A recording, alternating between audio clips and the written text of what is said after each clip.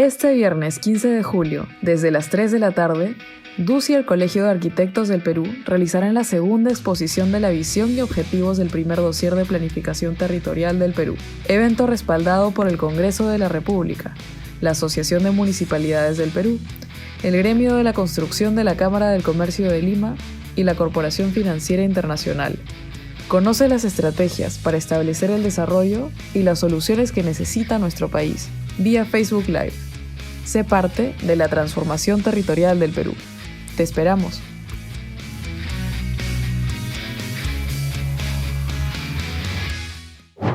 Bien, como hemos anunciado, ya se encuentra en nuestros estudios la licenciada Giovanna Castanino, presidenta de la ONG Desarrollo Urbano Sostenible.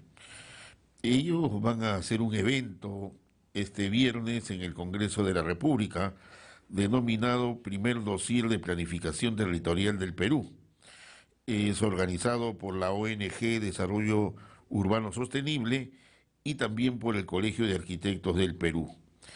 Le damos la bienvenida a la licenciada Giovanna Castanino, presidenta de esta institución Desarrollo Urbano Sostenible. Cuéntenos un poco acerca de lo que significa este dossier de planificación territorial del Perú. Ante todo, muchísimas gracias por la invitación. Un saludo a toda la audiencia que los acompaña a ustedes el día a día y el interés que tienen ustedes desde su programa de poder informar al país entero, porque llegan a muchos lugares del país.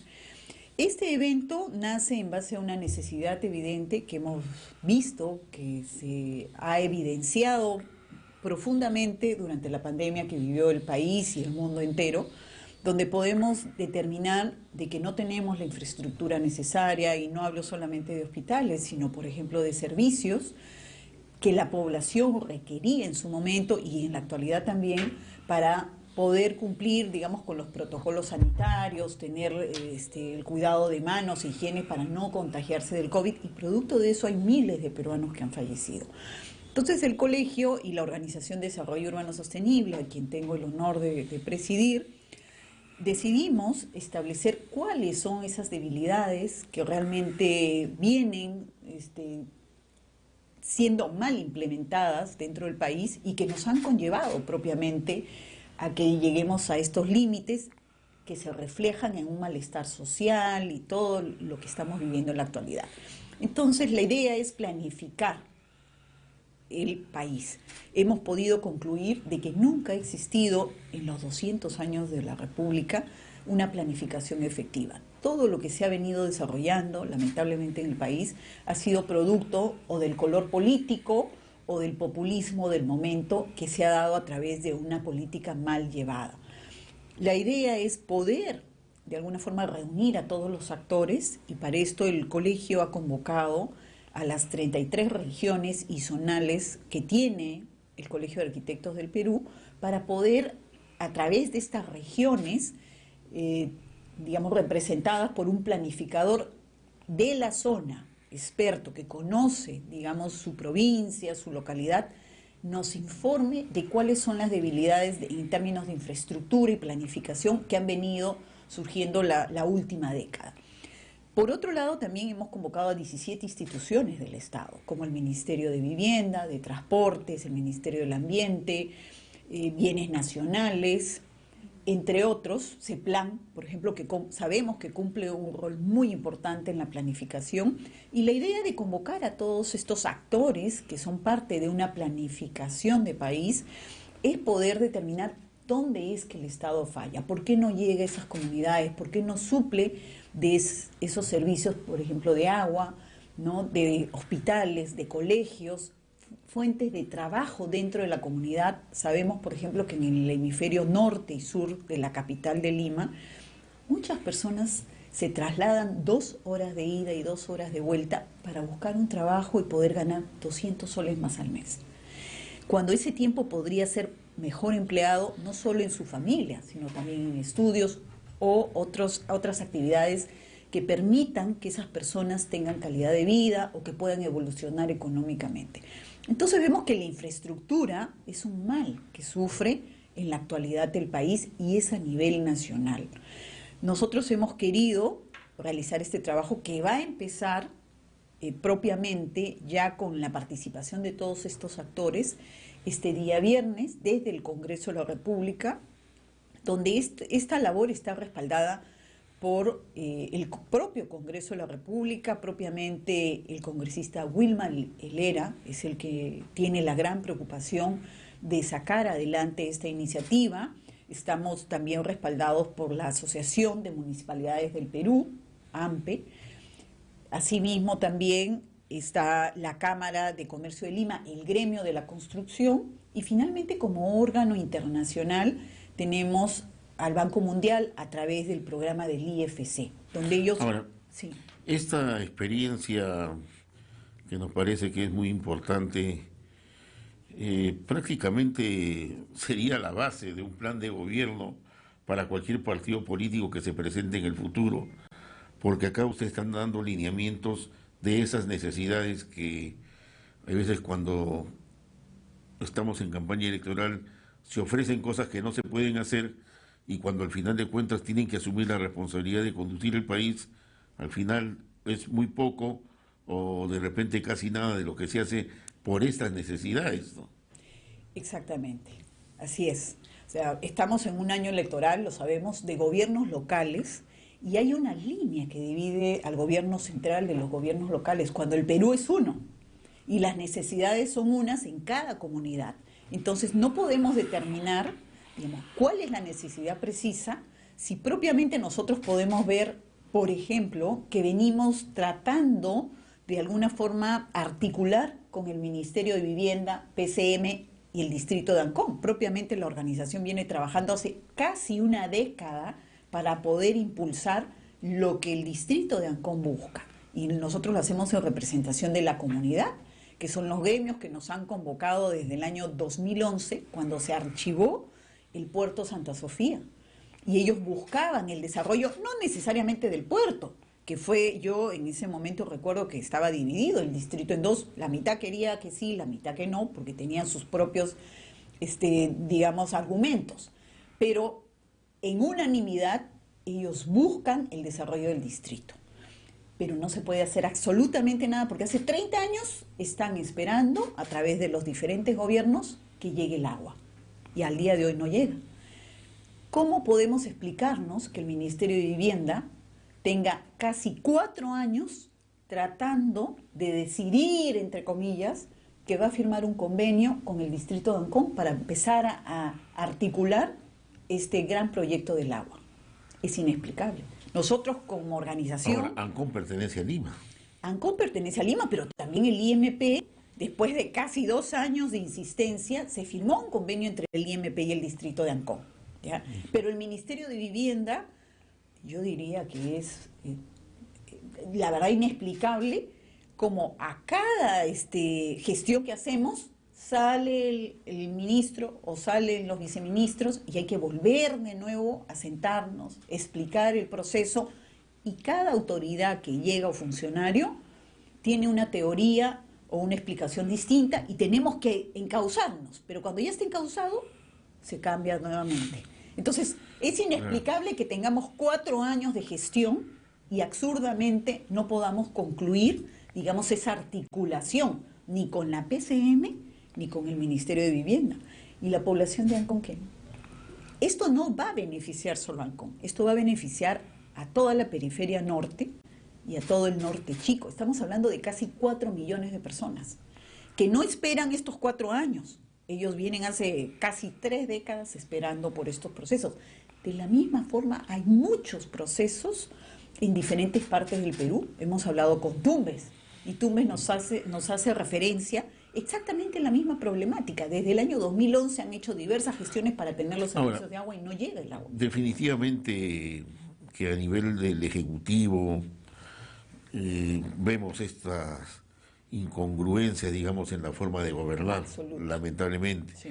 Pero estamos en un año electoral, en octubre deben elegirse a los alcaldes regionales y a los gobernadores regionales, locales y regionales, provinciales, y muchos de ellos, producto de la minería, cuentan con importantes recursos económicos que lamentablemente o no son bien canalizados, no son bien invertidos, ¿no? Y mucho de ello, de ese dinero, de esos presupuestos, retornan al Estado, al gobierno central. Y, y hay demasiadas necesidades ahí, ¿no? Carreteras, infraestructura, etcétera. ¿Qué hacer con ellos? A ver, nosotros hemos podido detectar que estos ingresos son devueltos al Ejecutivo justamente porque no hay una articulación de las jerarquías del Estado. Cabe decir el gobierno local, provincial, regional y menos el Ejecutivo. Punto uno. Punto dos, sabemos, por ejemplo, que los procesos son demasiado largos y engorrosos. Entonces, una de las funciones que cumple nuestra organización es ser el articulador, porque por un lado el gobierno local no tiene los recursos necesarios, no prioriza una planificación. Para que la población lo tenga claro, una planificación es tan simple como el ama de casa. Cuando el ama de casa va a ir al mercado a hacer el diario, se fija cuánto tiene y qué tengo que comprar para todos los miembros de la familia, ¿no? ¿Por dónde empiezo? ¿Cuál es mi prioridad? Exactamente es una planificación de país, de comunidad, de provincia, donde nosotros vemos cuáles las arcas, cuál es nuestro presupuesto y si nuestra carencia, de acuerdo al diagnóstico que hemos hecho cuando planificamos, es agua, entonces tenemos agua. ¿Cómo es posible que tengamos grandes monumentos, miles de canchitas de fútbol, parques que se inauguran pero después se secan porque no hay agua? Y las personas o las comunidades no tienen agua, no tienen luz, no tienen un título de propiedad. Hay millones de familias que esperan por un título, por agua, por luz, y simple y llanamente nadie se preocupa de hacerlos. Ellos batallan. En promedio, una familia que vive en un asentamiento humano espera de 20 a 30 años para tener el servicio de agua. Ahora, entonces, todas esas necesidades se suplen a través de una planificación adecuada. Entonces, estos recursos, al ser engorroso el trámite que ha mencionado, se devuelven al Estado. Absurdamente, cuando tenemos muchísimos proyectos en cartera y también que no están en cartera del Estado a ser ejecutados. Entonces, esto va a evidenciar cuáles son nuestras debilidades y nosotros vamos a proponer a través del Congreso de la República y todas las entidades que nos acompañen los lineamientos que todos los gobiernos tienen que seguir, porque hay que también poner sobre la mesa que no hay continuidad de procesos. Sabemos que hay proyectos, grandes proyectos que se dan y cuando viene la nueva gestión o de gobierno local o del propio gobierno central, paraliza esa obra, la deja en abandono y empiezan otro proceso. Y las personas que esperaban eso, porque de alguna forma los beneficia, hay una desidia política en cuanto a responsabilidad con el ciudadano. O sea, no hay respeto por el ciudadano. Ahí justamente es donde esto debe convertirse en una necesidad nacional, o sea, debe estar en la agenda del día a día del ciudadano para que lo haga respetar. Mire, el tema de la reforma agraria histórica se dio en el 60, inclusive hubo levantamientos en la década del 60, guerrilleros, por el problema de la tierra. Sí, muy importante. Así es. Y después eso derivó en una reforma agraria de Velasco y ahora se habla de una segunda reforma agraria. No vamos a entrar en detalles, pero se convirtió en una agenda eso de la lucha política del país. Algo quiso hacer Kuczynski, creo, porque lo puso como agenda el tema del agua. Pero de ahí, bueno, con todos los problemas que ha tenido, estos problemas de corrupción, quedó en nada. Pero de lo que se trata es volver a poner en la agenda del pueblo, o sea, en la agenda de todos nosotros, el tema del agua, porque va a escasear en un momento determinado. No solamente va a escasear, sino que hay realidades que tenemos que enfrentar. De las que no hay, de los que no tienen nada. De los que no tienen nada y que son más o menos 5 millones, dice, de peruanos. Son 8. 8 millones de 8 peruanos. millones, que no tienen nada. O sea, no hay esperanza para ellos. La idea Pero a estas alturas, en el 2022, increíble. Es increíble. Y lo más increíble es que nosotros hemos liderado la economía macro en Latinoamérica. Éramos la envidia de Latinoamérica. ¿Dónde está esa macroeconomía que lideró, que estábamos bollantes? O sea, había caja fiscal y la sigue habiendo para poder desarrollar esos proyectos. El Perú tiene una gran oportunidad el día de hoy. ¿Por qué? porque hemos visto que el cambio climático, la guerra, todo lo que se ha involucrado post pandemia, que es una digitalización a nivel nacional, nos ha agarrado a nosotros fríos y desprevenidos, sin la infraestructura que realmente necesitamos. No se trata solo de agua. Mi hijo hoy día dejó de ir al colegio cuando empezó la primera ola. Yo necesito salir a trabajar, pero no hay internet en mi comunidad. ¿Cómo compro megas yo? ¿O compro 10 soles de megas para que mi hijo hoy día escuche las clases o almorzamos? Esa ha sido la encrucijada de millones de peruanos. No había la infraestructura. Pero si nosotros planificamos y organizamos de norte a sur, de este a oeste, todo lo que se necesita, y no es imposible, porque vemos que se han gastado más de 3.000 millones en los Juegos Panamericanos. No critico los Juegos Panamericanos, porque se hizo un gran trabajo, pero pudimos darnos cuenta que cuando queremos, podemos. Se hizo. En un tiempo récord de año y medio, se construyeron infraestructuras que podían tomar 4 o 5 años. Entonces, ¿por qué no podemos hacer lo mismo por las comunidades que necesitan ahora los servicios? ¿Cuál ha sido la recepción de los congresistas ante esta propuesta que debe materializarse ya en un importante debate que ustedes están promoviendo? Yo he encontrado una respuesta bastante positiva, de verdad, por parte del congresista Helera, pero también hay otros congresistas de otras bancadas que les tienen sumo interés en poder conocer exactamente cómo tenemos que, de alguna forma, plantear políticas de Estado efectivas, continuas, donde hay un respeto a todos los ciudadanos, donde realmente lo que se necesita se lleve a la comunidad. En Amazonas se estableció una urbanización que sufre todos los años de inundaciones y tiene todas las carencias que nos podemos imaginar, y están desde el 2013 esperando concluir un proyecto de viviendas sociales por parte del Ministerio de Vivienda. Están cansados de enviar cientos de oficios y no hay respuesta, no hay gestión. Entonces lo que nosotros queremos es poner sobre la mesa todos esos argumentos absurdos que se han venido dando a través de diversas gestiones, pero que se empiecen a establecer.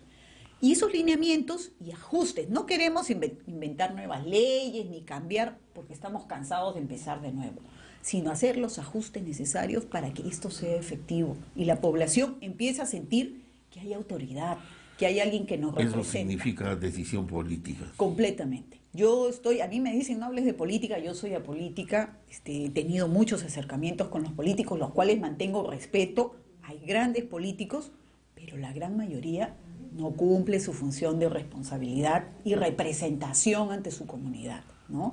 Y a esos hay que darles un jalón de orejas, decirles, mira, este es el camino, hay que respetar al ciudadano que confía en ti. ¿Qué sucede? Que en los últimos años, últimos 20 años, digamos así, las agrupaciones políticas pues no cuentan con tema ideológico, no tienen doctrina, no tienen línea política, se presentan en cierta medida espontáneos, pero como le decía, lo que ustedes están presentando prácticamente sin mirar tiendas políticas es un plan de trabajo integral, a mediano, a largo plazo, integral de las necesidades que tenemos, sí, que cualquier partido de derecha, de izquierda, de centro lo puede hacer suyo, porque acá de lo que se trata es ejecutar, y eso es gobernar. Así es. Eso es gobernar, ¿no? Nosotros como organización y el Colegio de Arquitectos del Perú, por lo que representa propiamente, estamos comprometidos a querer encaminar y encauzar esta iniciativa porque el país no da más. La población ya no quiere esperar y está cansado de excusas, de cambios de gobierno, de las contiendas políticas.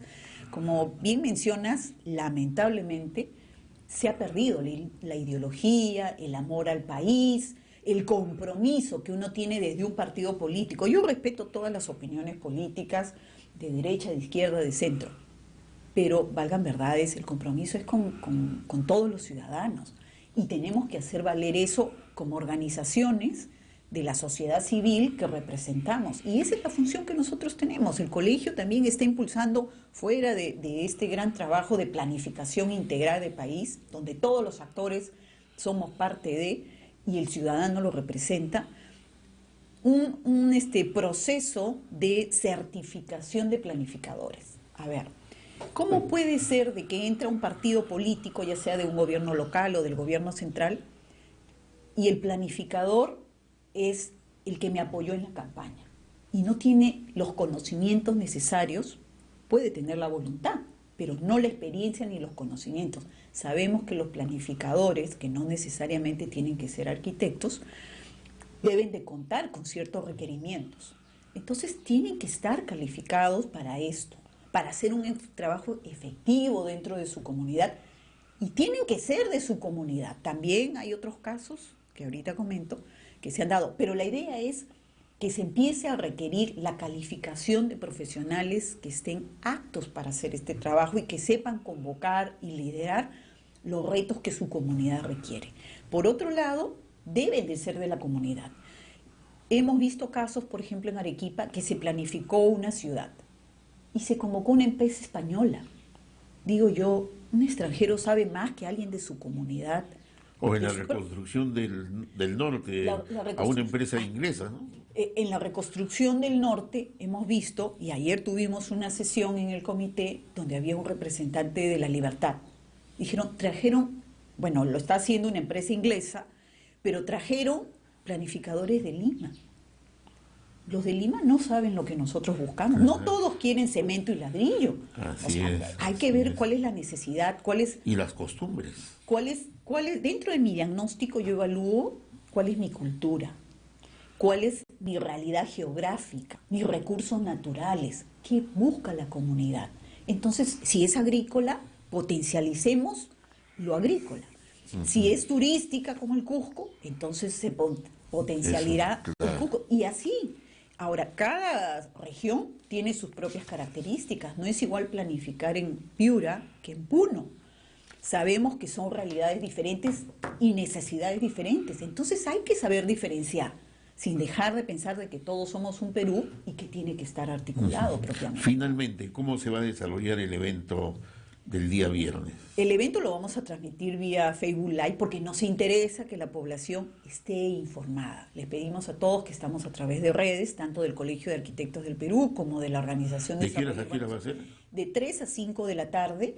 Nos va a acompañar las organizaciones que mencioné, AMPE, la Cámara de Comercio de Lima, el Gremio de la Construcción, el IFC a través de su programa internacional del Banco Mundial, el Congreso propiamente de la República, quien les habla, y representantes del Colegio de Arquitectos del Perú, liderado por el decano, obviamente, donde vamos a exponer cómo es que se trabaja una planificación, qué es lo que nosotros buscamos de aquí al mes de septiembre, que vamos a concluir el trabajo y que lo vamos a presentar oficialmente al Congreso y al Ejecutivo para que consideren todas estas propuestas que no es del... Deben ser muchas necesidades. Son muchas, pero vamos a tratar pero de... tienen que abanderarse de algunas nada más. Exacto. Para que se materialice. La idea del dossier es hacer un documento dinámico, leíble, que tenga esquemas metodológicos para que cualquiera pueda entender qué es lo que se tiene que hacer.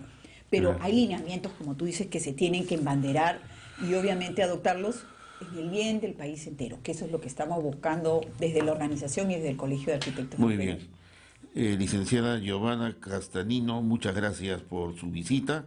Ella es presidenta de la ONG Desarrollo Urbano Sostenible, quien van a tener un evento en el primer dossier de planificación territorial del Perú, organizado por la ONG Desarrollo Urbano Sostenible y el Colegio de Arquitectos del Perú. Muy agradecido por su visita. Muchísimas gracias a ustedes, a toda la audiencia. Aprovecho adelantado desearles felices fiestas y esperamos estar a la altura de lo que toda la población espera. Bien, vamos a una breve pausa y retornamos en Hora de Cambio.